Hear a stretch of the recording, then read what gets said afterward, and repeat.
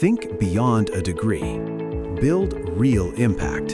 Shape your future with an MBA. From IILM University. देश का आम बजट 2026 पेश हो चुका है और इस बार बजट में भविष्य की मोबिलिटी यानी इलेक्ट्रिक व्हीकल सेक्टर को लेकर सरकार ने बड़ा दांव खेल दिया है। वित्त मंत्री निर्मला सीतारमण ने अपने बजट भाषण में ईवी इंडस्ट्री को सस्ता और मजबूत बनाने की दिशा में एक अहम घोषणा की है, जिसका सीधा फायदा ग्राहकों से लेकर वाहन निर्माताओं तक को मिल सकता है। तो क्या सच में इलेक्ट्रिक गाड़ियां अब और सस्ती होंगी? क्या ईवी का सपना आम आदमी के और करीब आएगा? इन्हीं सवालों के जवाब के लिए हम इस रिपोर्ट में आगे बढ़ते हैं।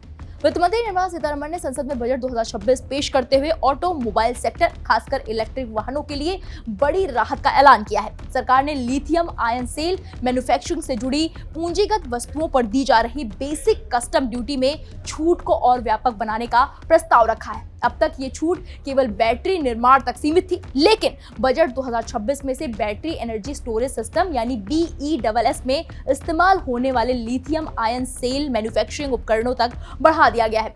इसका मतलब साफ है, देश में बैटरियों का निर्माण अब और सस्ता होगा। जानकारों के मुताबिक इलेक्ट्रिक वाहनों की कुल कीमत में 40 से 50% हिस्सा केवल बैटरी का होता है। ऐसे में जब बैटरी बनाने की लागत घटेगी तो उसका सीधा असर ईवी की कीमतों पर पड़ेगा, यानी आने वाले समय में इलेक्ट्रिक स्कूटर, बाइक और कारें सस्ती हो सकती हैं। सरकार के इस फैसले से दो बड़े फायदे होंगे।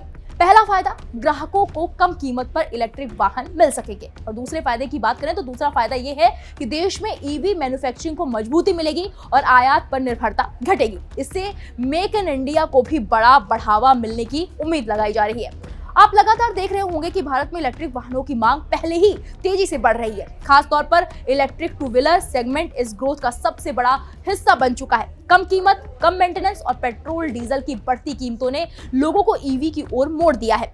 ऑटो एक्सपर्ट्स का मानना है कि बजट 2026 की ये घोषणा ईवी सेक्टर के लिए गेम चेंजर साबित हो सकती है। देश में बैटरी मैन्युफैक्चरिंग बढ़ेगी, नए निवेश आएंगे और रोजगार के अवसर भी पैदा होंगे। सरकार का ये कदम न सिर्फ इलेक्ट्रिक वाहनों को बढ़ावा देगा, बल्कि भारत के ग्रीन एनर्जी और कार्बन न्यूट्रल लक्ष्य को हासिल करने में भी मदद करेगा। कम प्रदूषण, कम ईंधन खर्च और टिकाऊ भविष्य, यही इस बजट की ईवी सोच है। कुल मिलाकर बजट 2026 में ईवी सेक्टर को लेकर सरकार का संदेश बिल्कुल साफ है। इलेक्ट्रिक मोबिलिटी अब सिर्फ विकल्प नहीं है, बल्कि भविष्य है। अगर सब कुछ योजना के मुताबिक रहा तो आने वाले दिनों में इलेक्ट्रिक वाहन आम आदमी की पहुंच में और आसान हो सकते हैं। आपको क्या लगता है? क्या ये रिपोर्ट जो मैंने अभी बताई, इसमें कितनी सच्चाई है? और निर्मला सीतारमण ने जो ईवी को लेकर घोषणा की है, क्या आपको लगता है कि इलेक्ट्रिक व्हीकल इससे सस्ते होंगे? हमें कमेंट बॉक्स में जाकर अपनी राय जरूर दीजिएगा।